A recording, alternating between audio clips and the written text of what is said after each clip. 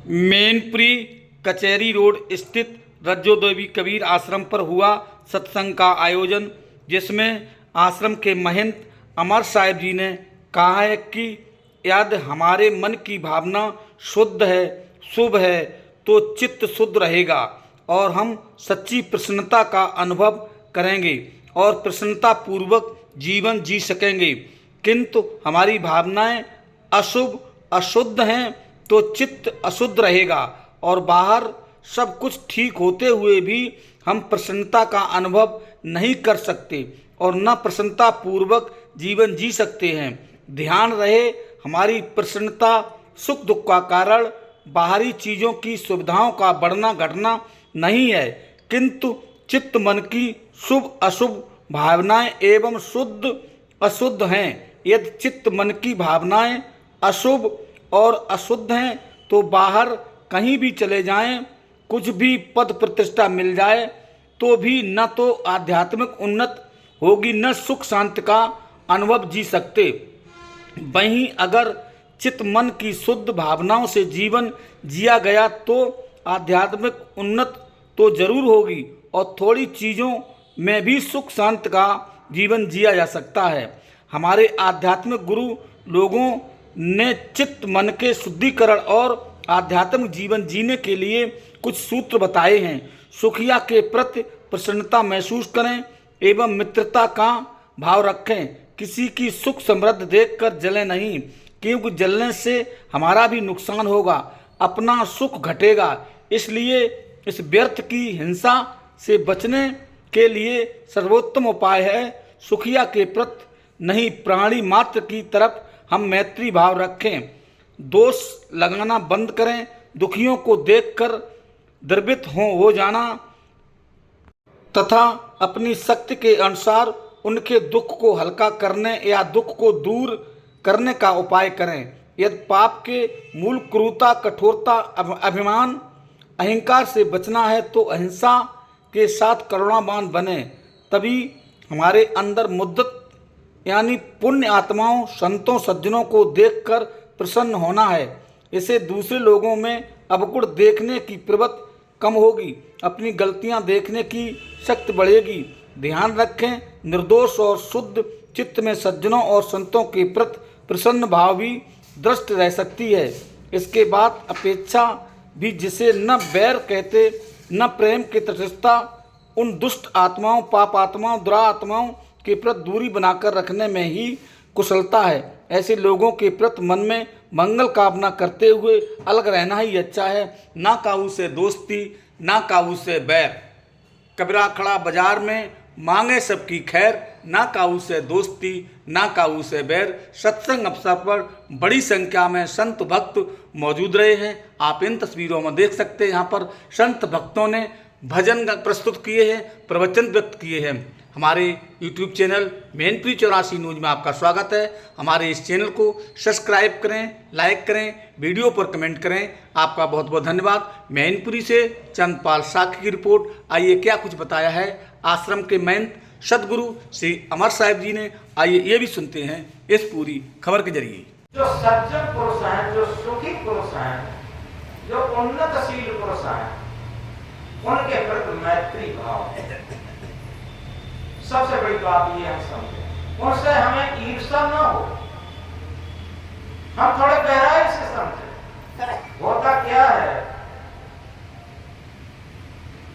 किसी ने उन्नत कर ली, हमसे सुंदर मकान बना लिया, हमसे ज्यादा उन्नत कर ली, हमसे अच्छे कपड़े गहने पहन लिए, हमें ईर्ष्या हो जाती है, जलन हो जाती है। यथार्थ में ये सबसे बड़ा नरक है जो हम ईर्ष्या करते हैं, जलन करते हैं, घृणा करते हैं। ये सबसे बड़ा नरक है, बिना किए हुए का पाप।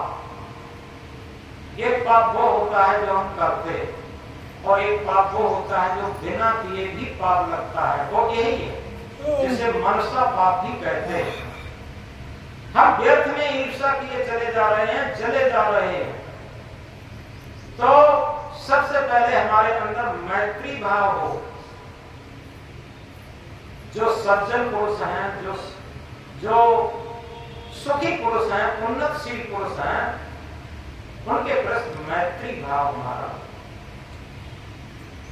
जब मैत्री भाव होगा तो निश्चित ही ये मनोवैज्ञानिक बात है, अपने आप हमारे मन में विकासशील मन बनेगा, मन में सुखी और संतुष्टि अपने आप रहेगी और मन में विकासशीलता भी बढ़ेगी। मैत्री के बाद आता है कर्मा। कर्मा दुखियों के प्रति कर्मा, यानी सुखियों के प्रति मैत्री भाव और दुखियों के प्रति कर्मा। ये सबके लिए है, ऐसा ना समझे कि ये केवल महात्माओं के लिए है या धार्मिक लोगों के लिए है, ऐसा नहीं, सबके लिए, मानव मात्र के लिए है कर्मा। कर्मा किसे कहते हैं? कोई दुखी आदमी व्यक्ति है, उसके प्रति हम सहानुभूति प्रकट करें, पहले दुख कम करने के प्रयास करें और जहां तक संभव हो उसका दुख दूर करने की कोशिश भी करें। दुखियों के प्रति कर्मा का भाव हो, उनके दुख को दूर करने का प्रयास करना, ये हमारा कर्तव्य बनता है। क्योंकि मनुष्य वही जो कि मनुष्य के लिए मरे, मनुष्य वही जो कि मनुष्य के लिए मरे, यह पशु प्रवृत्ति है जो कि आप ही चले। हम केवल अपने पेट के लिए, अपने मन के स्वार्थ के लिए, अपने इंद्रियों के स्वार्थ के लिए और अपने स्वार्थ के लिए पूरे जीवन जिए तो ये कोई मनुष्यता नहीं है। मनुष्य वही जो कि मनुष्य के लिए मरे। तो दूसरा सबसे बड़ा सूत्र है कर्मा, यानी मैत्री कर्मा। सुखियों के प्रति मैत्री भाव और दुखियों के प्रति कर्मा भाव हमारे अंदर जगे। कोई भी दुखी हम देख लेते हैं, यथासंभव उसका दुख दूर करने की कोशिश करें और पूरा दुख दूर न कर सकें तो कम से कम करने का प्रयास करें। और किसी के दुख में उसका उपहास तो कभी न करें। याद रखें, क्या होता है, दूसरे के दुख में लोग हंसते हैं। हमारा दुश्मन ही क्यों न हो, लेकिन उसके दुख में भी हमें करुणा जग जाए, जब उसे करुणा कहते हैं। सबसे बड़ी बात, एक बात याद आ जाती है इसे बीच। एक सज्जन एक दिन टहलने जा रहे थे, सुबह की वॉकिंग के लिए टहलने के लिए जा रहे थे और उन्हें एक भिखारी मिल गया। भिखारी ने कहा कि बाबूजी हमें कुछ दे देते तो हम कुछ खा लेते। उन्होंने जल्दी जल्दी जेब में हाथ डाला, उनकी जेब में कुछ था नहीं, कि वो कपड़े नहीं पहन के गए थे जिसमें कुछ पैसा, और पैसा नहीं। अब क्या करें? वो अंदर से बहुत परेशान से हुए और उस भिखारी का हाथ लेकर के और अपने हाथों में लेकर के और ये कहा कि भाई क्या करें। एकदम बड़े प्रेम से उसे पकड़ा और ये कहा कि भैया क्या करें, आज मेरी जेब में कुछ है ही नहीं, और अगर आप वहाँ होते तो हम आपको भोजन भी खिला देते और सबको संतुष्टि कर देते। मेरे पास आज कुछ है नहीं। बड़े प्रेम से उसे पकड़ा। जिस प्रेम और सहानुभूति के साथ उस भिखारी को उन्होंने पकड़ा, उसके हाथों को और उसे अपने बाहों से उसे पकड़ा, तो भिखारी ने कहा बाबूजी भले ही आपने हमें कोई पैसा पाई नहीं दिया, लेकिन आपने वो प्रेम दिया जो आज तक मुझे किसी ने नहीं दे पाया।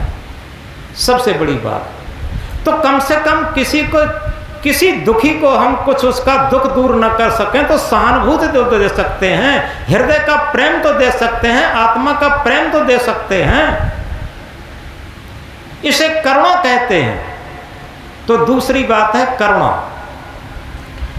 तीसरी बात है मुदिता। मुदिता कहते हैं प्रसन्नता को। भक्तों को देखकर, संतों को देखकर, सद्गुरुओं को देख करके, सद्गुण संपन्न व्यक्तियों को देख करके, सद्गुण संपन्न माताओं को देख करके, सती साध्वी माताओं को देख करके हमारे अंदर प्रसन्नता जाग जाए। इस बात को समझो, हमारा हृदय गदगद हो जाए। हमें पुराने संतों की बात याद है, जो श्री विशाल साहब के शिष्य श्री प्रेम साहब थे, जो श्री निष्ठा साहब के गुरुदेव थे, बहुत महान तपस्वी संत थे, और जैसे ही संतों को देखते थे उनका चेहरा खिल जाता था। यह हमारे सामने की बात है। सदगुरु श्री राम सूरत साहब, जो श्री अभिलाष साहब के गुरुजी थे, जिनका अयोध्या में आश्रम है, गदगद हो जाते थे संतों को देख करके। ये हमने देखा, जो पुराने संत थे, जो साधना संपन्न संत थे, उनके अंदर ये ईर्षा भाव नहीं था। छोटे छोटे संतों को, साधकों को बहुत सम्मान देते थे, और उनके जरा से सानिध्य में वो छोटे छोटे संत भी अपने को धन्य समझ लेते थे। उनका आदर्श उनके अंदर प्रवेश कर जाता था। बहुत ऊंची चीज थी। तो मुदिता कहते हैं प्रसन्नता को।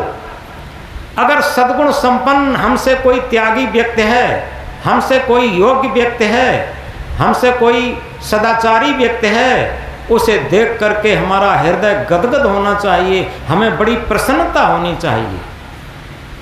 आप समझो, इसमें न कोई मेहनत है, न कोई खर्चा है। इसे कहते हैं मुदिता। ये तीसरा सद्गुण है। एक चौथा सद्गुण है, वो है उपेक्षा। उपेक्षा किसे कहते हैं? क्योंकि संसार में दो तरीके के लोग हैं, पुण्य आत्मा भी हैं और पाप आत्मा भी है। सदाचारी भी लोग हैं और दुराचारी भी लोग हैं। इस बात को समझो। तो सदाचारी देख कर को तो हम खुश होते हैं, होना चाहिए, अच्छी बात है। लेकिन दुराचारी को देखें तब क्या करें? अगर उनसे हम ईर्ष्या करते हैं तब भी गाड़ी खतरे में पड़ जाएगी। हम उपेक्षा करें। उपेक्षा का मतलब यह है, अपने हृदय से उन्हें ये चाहें कि हे सदगुरु, इन्हें भी सद्बुद्धि मिल जाती तो अच्छी थी, और उनके प्रति अच्छा भाव प्रकट करते हुए उनसे दूरी बनाना। उपेक्षा का अर्थ है उनके प्रति भी अच्छा भाव प्रकट करते हुए अंदर से और उनसे दूरी बना लेना, उसे उपेक्षा कहते हैं। ये चार अगर हमने महान सद्गुण अपने अंदर धारण कर लिए तो क्या होगा? हमारा चित्त शुद्ध हो जाएगा। आज का विचार बहुत सुंदर लिखा है। दुख और सुख ये किसी परिस्थिति पर निर्भर नहीं होता, हमारे मन की चित्त की शुद्धता पर निर्भर होता। जितना हमारा मन चित्त शुद्ध होगा उतना ही हम सुखी होंगे, जितना ही हमारा मन चित्त अशुद्ध होगा उतना ही हम दुखी होंगे। ये स्वाभाविक बात है। इसीलिए सदगुरु कबीर साहब ने कहा, चाहत सुख दुख संग न छाड़ा, भमर जाल बिच आसन माढ़ा। सभी तो लोग सारे सुख चाहते हैं, लेकिन दुख का साथ नहीं छोड़ते। दुख का साथ यही है क्या कि हमें जबरदस्ती राग द्वेष बनाए चले जा रहे हैं। जो हमारे थोड़े अनुकूल है उसमें बहुत आसक्ति, बहुत मोह, बहुत ममता बनाए चले जा रहे हैं। जो थोड़ा प्रतिकूल है उसके रात दिन जले मरे जा रहे हैं उससे। ये सब नरक है। जो अनुकूल है वो भी समझें कि हो सकता है हमसे कुछ उसे सुधा मिलता हो, हमसे गुण मिलते हो, हमसे कुछ मन मिलता हो, इसलिए वो हमारे अनुकूल है। बहुत ज़्यादा मोह ममता, बहुत ज़्यादा आसक्ति, ये सबसे बड़ा नरक है। तो इसलिए जब हम अनुकूलता में राग नहीं करेंगे तो प्रतिकूलता में द्वेष नहीं होगा। ये सूत्र है। जितना जो अनुकूलता में राग करता है उसी को प्रतिकूलता में द्वेष होता है। और ये राग द्वेष हमारे जन्म मरण का सबसे बड़ा बंधन है, हमारे जीवन का सबसे बड़ा नरक है, हमारे जीवन का सबसे बड़ा अज्ञान है। भले ही हम सारी पोथियों को रट लें। और इसीलिए संत सम्राट सदगुरु कबीर साहब ने क्या कहा, पोथी पढ़ पढ़ जगमुआ, पंडित भया न कोय, ढाई आखर प्रेम का पढ़े सो पंडित हो। ये जो आज चित्त शुद्धि का, मन शुद्धि का जो सूत्र बताते हैं, ये सारा प्रेम का सूत्र है। ये प्रेम का सूत्र जो अपने जीवन में उतार लेता है, उसी के अंदर सारा पांडित्य, सारा विद्वानता, सारी साधना उपस्थित हो जाती है। तो इस तरीके से हमारे जीवन में अगर हम प्रसन्नता पूर्वक जीवन जीना चाहते हैं तो अपना चित्त प्रसन्न रखना सीखें, अपना मन प्रसन्न रखना सीखें। मन को दुखी न बनाएं, मन को विकारी न बनाएं। जितना मन विकारी होगा उतना ही मन दुखी होगा, उतना ही मन अप्रसन्न होगा, ये सूत्र है। और जितना मन निर्विकारी होगा उतना ही मन प्रसन्न होगा और उतना ही मन सुखी होगा, ये सूत्र की बात है। तो इन चीज़ों को, ये कोई बहुत कठिन चीज़ें नहीं हैं, केवल अपने व्यवहार बदलने की चीज़ है। जितना हम अपना व्यवहार बदलते चलें, निष्काम होते चले जाएं, निस्वार्थ होते चले जाएं, निस्वार्थ साथ दे सज्जन का सच्चा उपकार यही तो है। जितना हम निस्वार्थी जीवन, निष्काम जीवन जीना शुरू कर दें, उतने ही हमारे जीवन में आनंद आता चला जाएगा, शांति आती चली जाएगी, मस्ती, निष्फिक्रता, निश्चिंती आती चली जाएगी। हमारा जीवन आत्म भाव से आप्लावित होकर के गदगद होना शुरू हो जाएगा।